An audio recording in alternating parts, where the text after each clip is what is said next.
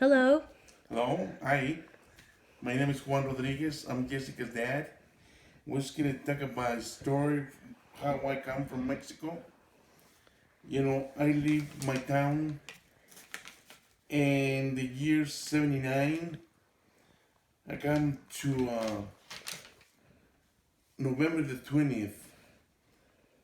I tried to come to United States, and then I get a bus come from Durango to Juarez, and then we spend 2 weeks trying to find a coyote to cross us to United States.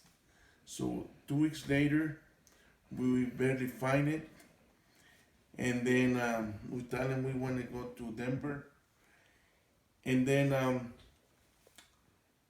first thing he said we need to get in two box in the back of the pickup. We need to get the inside, two of them, me and my cousin. So we get in the two box, and then we drive like for 4 hours till we get to the point, checkpoint, immigration. So we just hear what they talking to the immigration guy, and then like 30 minutes later, he opened the two boxes and said, "Okay, come inside in the cab. So you guys can come with me. We already crossed the immigration, so we drive through. We get to Albuquerque, and then 8 more hours we get to Denver, and they pick us right there. My uncle go and get us, and then we come all the way to Gladio, and then from Gladio we go to a ranch where my uncle used to work in there, and then I stayed like 2 weeks off, and then I find a job in the chicken farm. So I stay working right there before December '79, and then I work all year in the 1980. So right in the end of the 1980, I come to Greeley driving a car, and I get to one way, and the police stop me, and then they take me to jail. 2 weeks I go back to Mexico, and then I try to come to the United States again. See, to find another coyote. So it was a little hard because no money. So I only have 20 bucks. So I found a guy and tell him somebody can pay for me here in Colorado. So he says, okay. So with the 20 bucks, we went to El Paso and rent a hotel for that night. And then the next morning, he come and pick me up, and he have three people, four, because they have a little girl. So when I talked to them, they said they come from Salvador. So it was two girls, one man, and the little girl. So we get together, and then we start driving again, coming to the United States, to Denver, but it took us like a week because the car was not too good. It stop and go, and then was a little hard for us because we just eat sandwich, bologna sandwiches, and it's it, like a bottle of water. So it took us like a week, and then we get kind of like between Pueblo and Colorado Springs, and the police stop us. So why? Because the coyote was drunk, and he's going to the side. So that's why the police stop us. And then when we get there, and the police is talking in the radio something, he said one of the girls was his wife. He's gonna tell the police his one of the girls was his wife, the other one sister-in-law, and then brother-in-law. The little one was his daughter, and me, I just having a right. So when I talked to him, he said, "Okay, if you can run, go away. When the police talking to somebody, just run." So when I have time, I just run and climb to a bridge. The police tried to chase me, but I run fast. And then the other side was a river, so I crossed the river, and was in January of 81.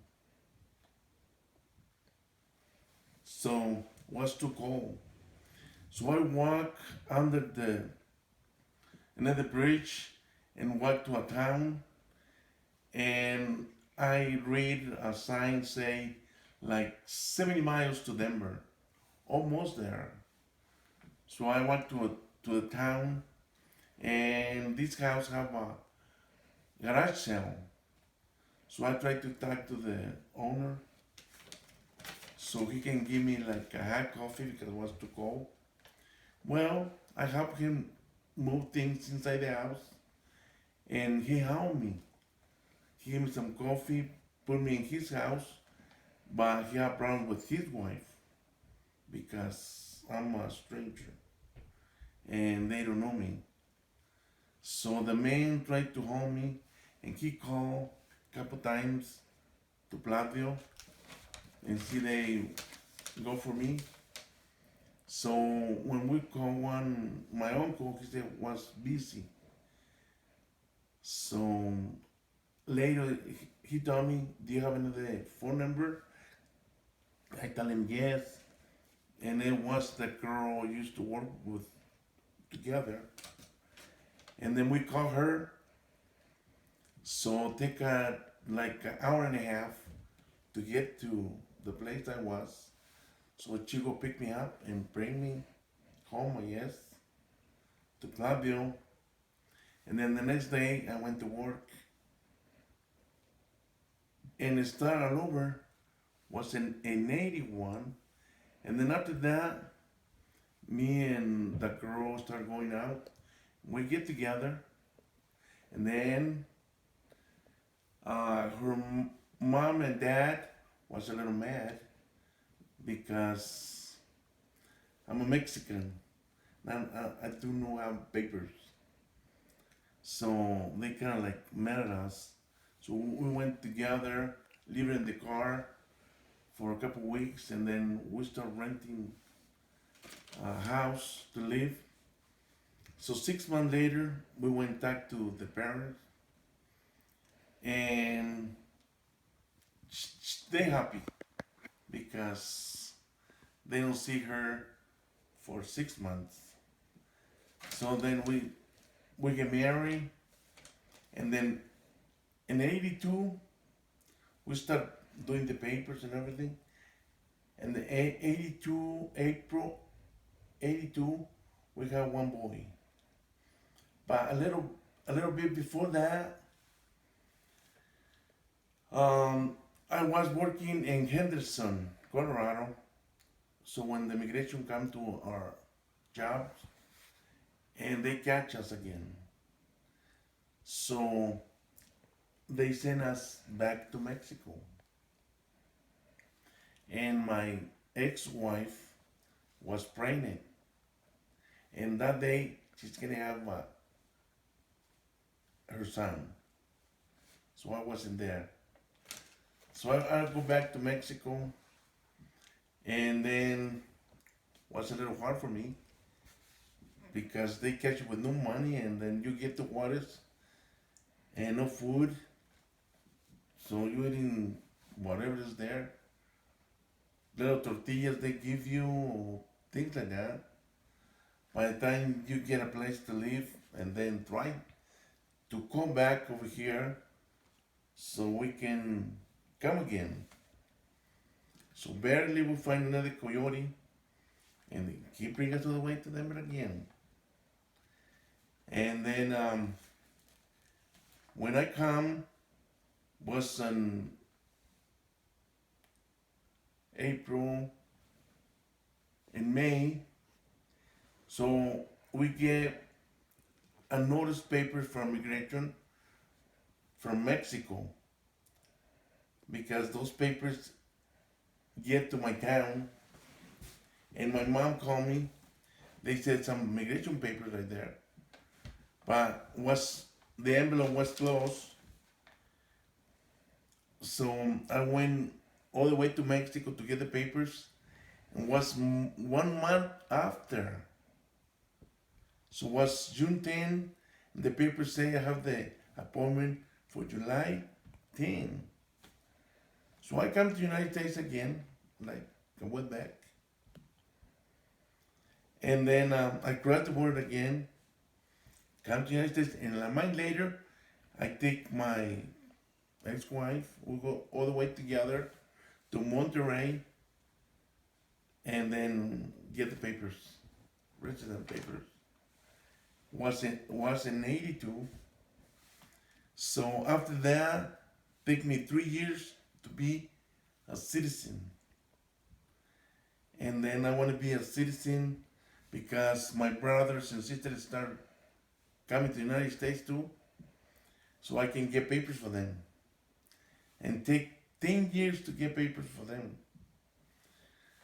So 86 come, and then we have amnesty from the government. So, you know, people like around the dairies, or I mean, ¿cómo se dice, rancheros? The farmers, they start giving some letters so they can get papers. So some people get papers, and there, some of my brothers, they try to get the papers, and the other ones wait 10 more years. So in 87, I come American citizen. Woo. So take me that time, you know, to make a life, the American dream. So was a little hard, but in the 87, I have my daughter, That's me. and in 87, my daughter, Just kidding. That's not me. That's my half sister. and we start working and working, but it was a little hard to be here. Why? Because you want an American dream, but once you get married and you don't speak English very well, it's hard to communicate to the other person. So it's hard to live, even for yourself and for yourself, you know, for the other people, the other person in yourself. So it was a little hard.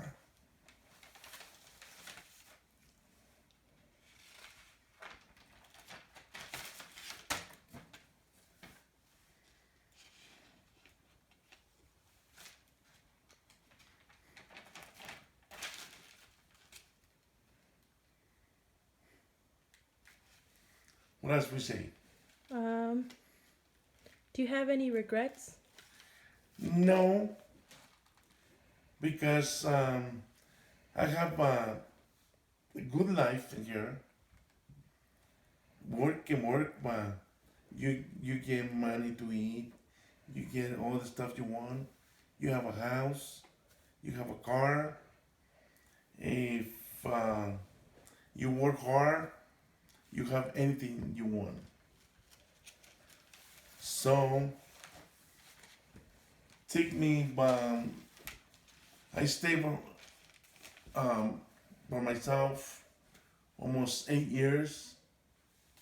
And then I went to Mexico and know my new wife. And then we got married in 98. And then we have this beautiful daughter. That one is Her actually name me. is Jessica. She born in 98. And then we have 21 years, me and my wife together. And this beautiful girl. So we're here and try to keep going. And it's a good life.